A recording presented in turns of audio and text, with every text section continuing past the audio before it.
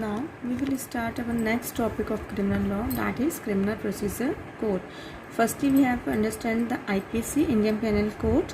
Second topic of your criminal act is Criminal Procedure Act. Means IPC is a substantive law and CRPC is a procedural law. Okay, तो IPC की जो punishment की process है कि police कैसे करेगी, investigation कैसे चलेगी, इंक्वायरी कैसे की जाएगी, that all will be dealt under the CrPC.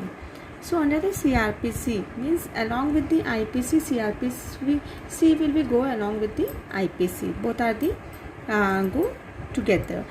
Okay, CRPC is made it in year 1973, which are having total section 484 and total chapter 37. It is enforced on 1st April 1974. Okay, एक साल लग गया था उसको enforce करने के लिए, apply करने के लिए. So this is the enforce date 1st April 1974. Then under the CRPC we dealt with the investigation and trial of that offence. Means IPC में बता दी कि हाँ theft is that, but उसकी प्रोसीजर क्या होगी, उसकी इन्वेस्टिगेशन पुलिस कैसे करेगी. Investigation is done by the police officer. So how it can be conducted, it is dealt under the CRPC. Next topic it is given in your book, that is types of offences. Now under the types of offences, 6 types of offences are given in your book. First is bailable, second non-bailable, third consignable, fourth non-consignable, fifth compoundable, sixth non-compoundable. Okay, first bailable. Bailable is given under section 2A or 2 subsection A of CRPC. Okay, according to the bailable offence means minor offence. ठीक है, bailable offence है छोटे मोटे offence होते हैं, like चोरी छोटा मोटा ऑफेंस है जिसके 3 ईयर्स से कम की पनिशमेंट है. मीन्स हम कह सकते हैं जिसमें आपके 2 ईयर्स से मिनिमम पनिशमेंट है, that is will be a bailable offence. Okay, bailable offence means where the punishment is less than 2 years, that is a bailable offence. Non bailable offence which is a serious offences like murder, theft, डकैती, लूट, that is a non bailable offences. Okay, serious type offences. Cognizable is defined under section 2C of the CRPC, means in which it is a serious offences.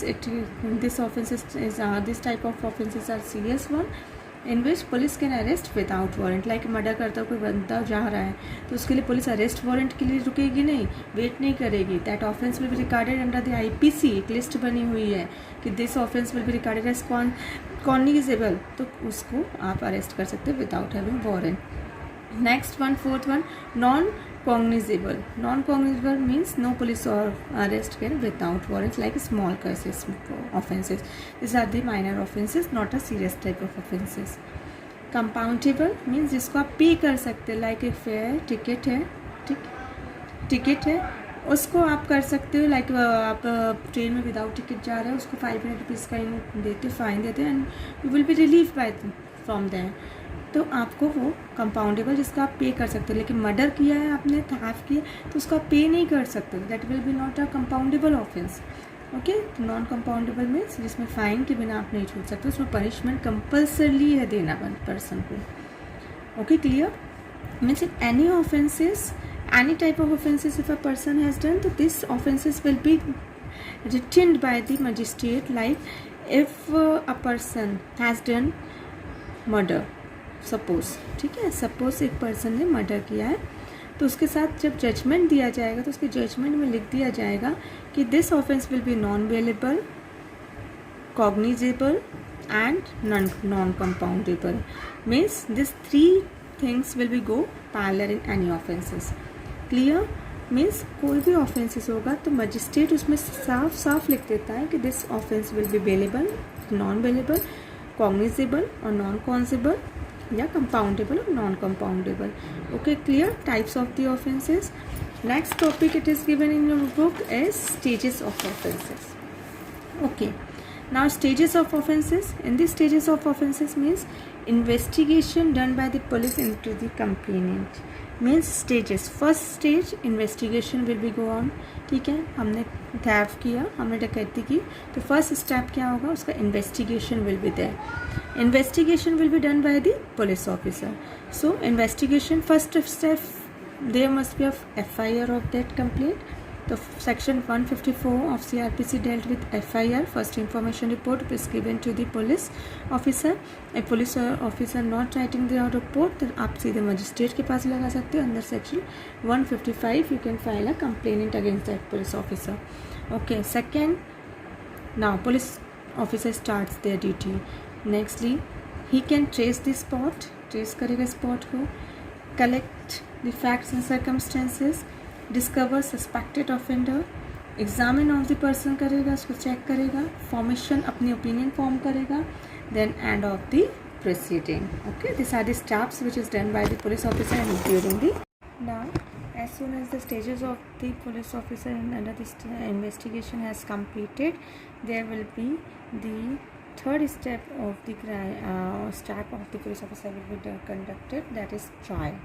Okay, this trial will be there for adjudication of the case of a person if they found guilty or innocence. Means अगर वो guilty हो या innocence हो तो ये judicial adjudication है. Means judiciary आप पे पर्सन पे ऑफेंसर्स पे ट्रायल चलाता है. क्या ट्रायल है? This trials can be of 3 types. First warrant trial, second summary trial, third one is a summon trial, then third one is summary trial.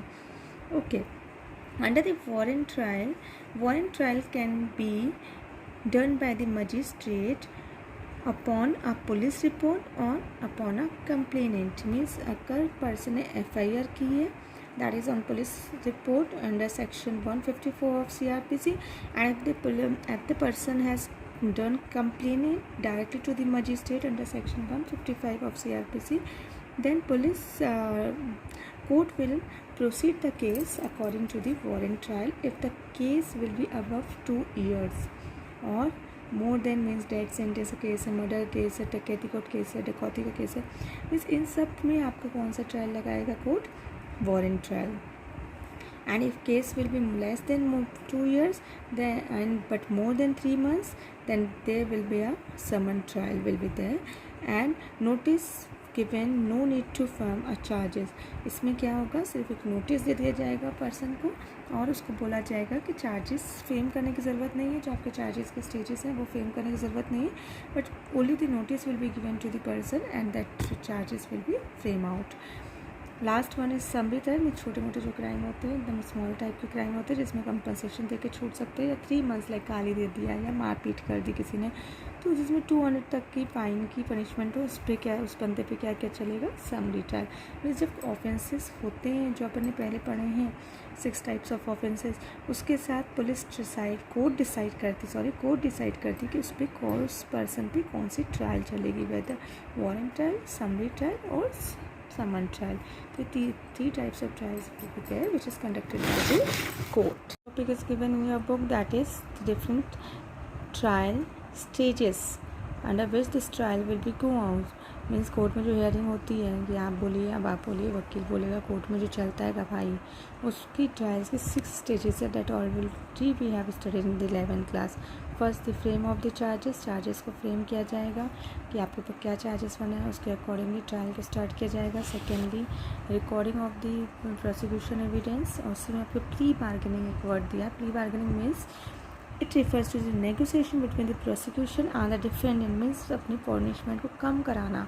इसी में जब प्रोसिक्यूशन लॉयर अपनी बोलेगा, अपनी बात रखेगा, उसी में आपको वो क्या करेगा, अपनी उसकी पनिशमेंट को, पर्सन की पनिशमेंट को रिड्यूस कराएगा कि लाइक 4 years है तो उसको 2 years में चेंज कर दिया जाए, रिड्यूस कराना. Next one statement of the accused लिया जाएगा.